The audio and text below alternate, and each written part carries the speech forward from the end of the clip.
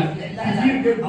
لا اساليني انا معلش، انا مع الشباب والنبي ربنا يخليك كلهم اول ما بقول لهم بس اسالوا مرشحين معانا في لجنه التحكيم في بتاع يا رب اسالوا محمد. ايوه بيفرحوا بيا بيبصوا اصل كلمه قدوه دي في شويه اكسبريشنز كده بقت على الفنان، انه انت قدوه وان الفن رساله والحاجات دي اصلها ظاهرها لذيذ وباطنها وحش قوي، فما حدش قدوه لحد والفن مش رساله. هو انا قلت ان دي بقى دي شخصيه يعني ما يتحلش في ده. مبروك يا استاذ، مبروك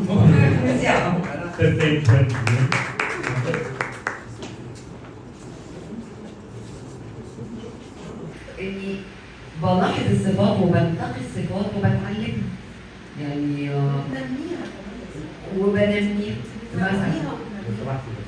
فانا كنت محظوظه ان انت زميلي، انه منحة بدراوي صديقتي، انه درس لي فلان، انه عزه اتعرفت بيها في بلدتنا، اني كنت موجوده في ناس حلوه زي برضه وفاء، انه احمد يعني في حاجات كده يمكن انا ليا دخل فيها، اني تاملتها، اني اهتميت اتامل هنا ما اتاملش يعني. فعلا انا عمري ما تاملت الفساتين والانترفيوهات والريد كاربت، ما تاملتهاش يعني. كان الانترفيوهات بتاعت انا لحد دلوقتي فاكره انترفيوهات فاتن حمامه لما تتكلم عن التمثيل، ودايما لما الناس تشتم فاتن حمامه انا افتكر وانا صغيره لما كان اللي بتيجي في التلفزيون في الانترفيوهات لما تتكلم عن شخصيه. ففعلا يعني مثلا مره سالوها مين الممثله اللي بتعجبك قوي؟ قالت لهم هدى سلطان. وقالت ليه؟ قالت هدى سلطان. ففي يعني هي زي حصل انه لميت حاجات كده صغننه جنب بعضها من ناس روعه، فبقيت اتطور اعتقد. في ناس ثانيه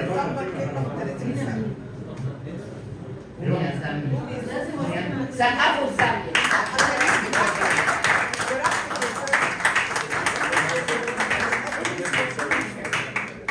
ألف سلامة عليك.